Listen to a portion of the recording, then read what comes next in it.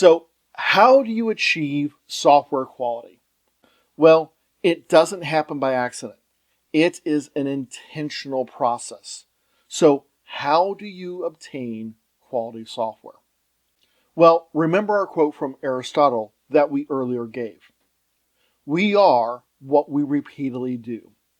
Therefore, excellence is not an act, but a habit. Using software engineering methods that we've talked about, you need to have a reasonably complete understanding of the program, as well as the comprehensive design in order to solve that problem.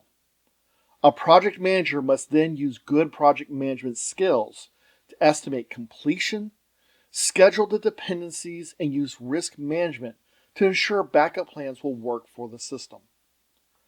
Once those are done, you should use quality control and assurance to verify your models and make sure infrastructure is in place to solve problems. Then you can start to work on building a high quality software project.